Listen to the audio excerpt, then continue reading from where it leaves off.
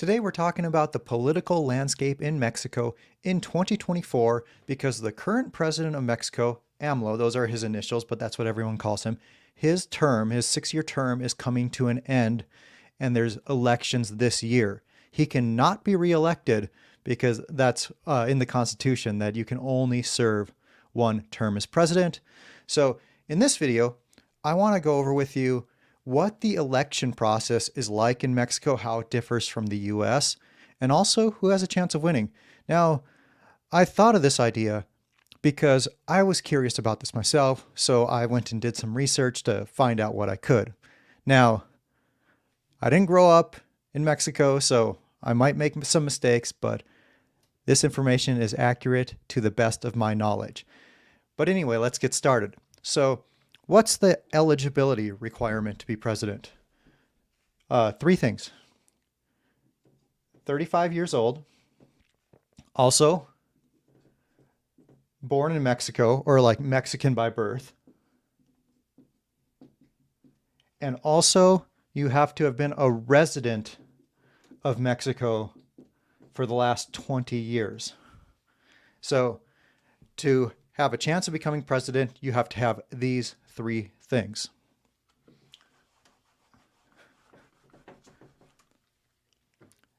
So the election is on the first Sunday of July. So every 6 years, it's on the first Sunday of July. And in order to be able to vote, it's basically the same requirements as in the US. You have to be 18 years old, you have to be a Mexican citizen, and you have to be registered to vote. So, and how do you win? So the election's on this first Sunday in July. So how does the president win? Well, right now it's a multi-party system, and it's sort of who has the most votes wins, but there's also an electoral college, similar to how it's done in the US. So basically, there's 32 states in Mexico. Well, there's 31 states plus Mexico City, really. But 32 different sections have electoral college votes. And I live in Querétaro, for example, QRO. It's abbreviated. So Querétaro, based on its population, will have a certain number of electoral votes. So based on each state's population, there's a certain number of senators and deputies. And depending on how many senators and deputies you have, that's how many electoral votes you get. So let's say, I'll keep the number small, but let's say one party gets 20 votes in Querétaro, one party gets 19 votes, and then there's some other small parties there. So the one who got 20 votes wins all of the electoral votes for Querétaro, and whoever gets the most electoral votes wins the presidency.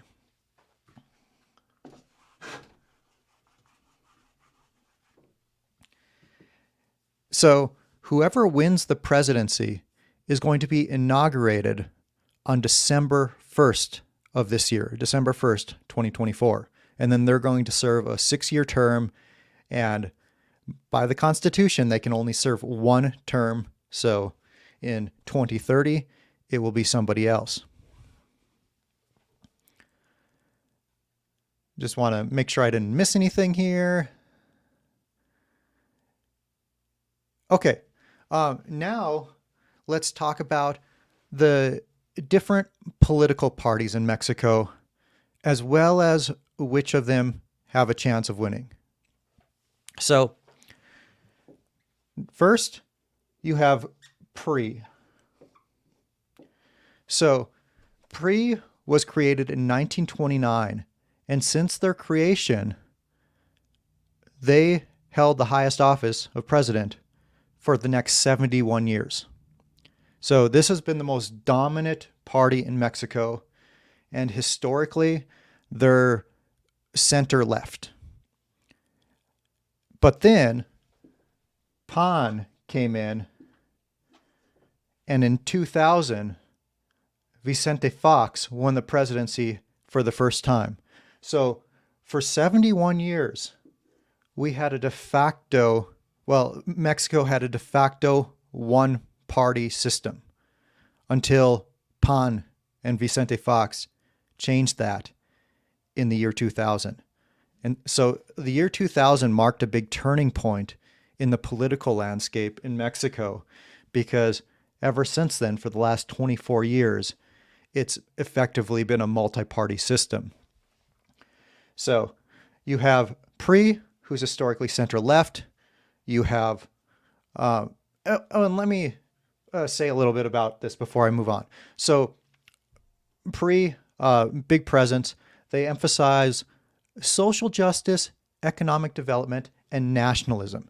Now, these aren't my words. I asked a robot what this party represents, what each party represents. So if you have a problem with how I describe one of these parties, just blame the robot, not me. Now, I'm not super familiar with Mexican politics, so the robot might make some mistakes here, and I don't know enough to correct the robot. And then, what does the robot say about PAN?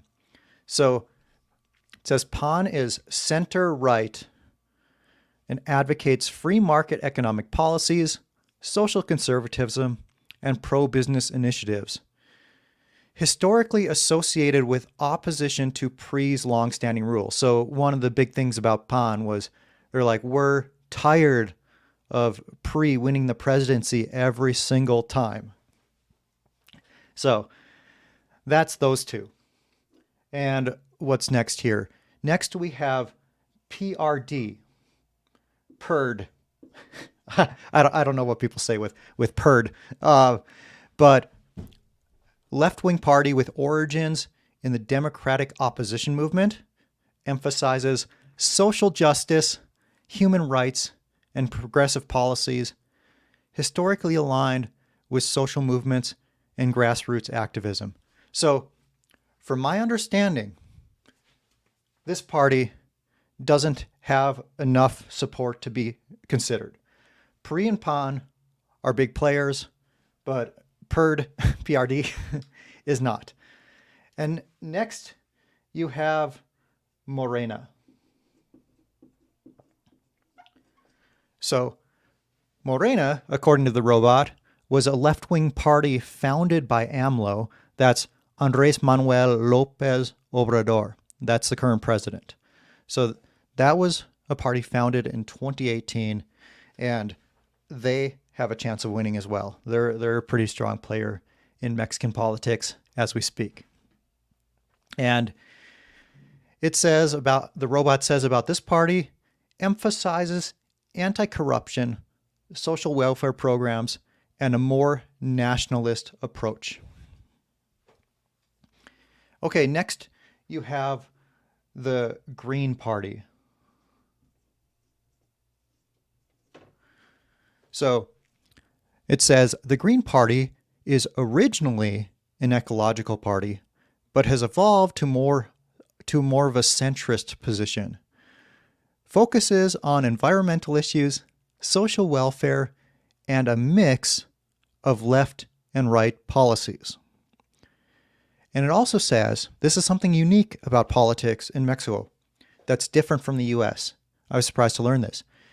They often form alliances with other parties, and I'll talk more about these alliances and coalitions here in a few minutes.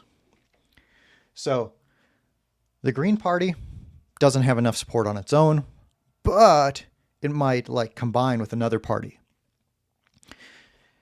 And then you have the Labor Party. I feel like every country has some sort of Labor Party, but it says left-wing party with a focus on workers' rights and social justice.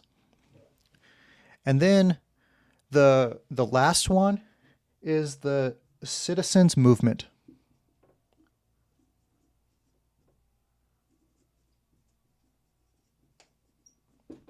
And about this one, it says a centrist party with a focus on citizen participation, democracy, advocates for political transparency, accountability, and civil liberties, excuse me.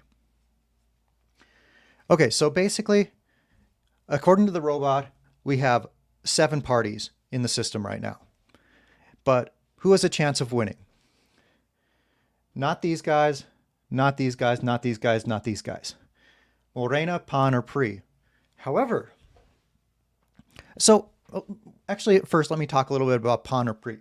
PAN and PRI. So this one is historically left. PAN is historically right. And so in the past, these two have been enemies. However, then Morena came along. And, you know, they say the enemy of your enemy is your friend. Well, now, according to my understanding, these guys, PRI and PAN, don't like Morena. And they don't like Morena more than they don't like each other. Now, if I'm wrong about this, please leave a comment. If you disagree with anything I say, I'm not super knowledgeable about this, admittedly. I just did research. So this is very surface level knowledge that I have. So these guys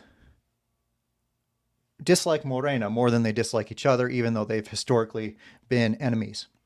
So something that happens in Mexico politics is if a party feels like they don't have a chance of winning, well, they may form a coalition or alliance with another party or another group of parties to try to get enough votes to win. So what we might see in this election, for example, is PRI and PAN combining, forming a coalition to try to beat Morena, since they dislike Morena in general more than they dislike each other. So yeah, so that's basically what we have here. And these coalitions and alliances can make a big difference in the outcome of the election, which is something you don't really see in the US. But anyway, I hope this gives you a little overview of how Mexican politics works and how the president gets elected and who may win in 2024.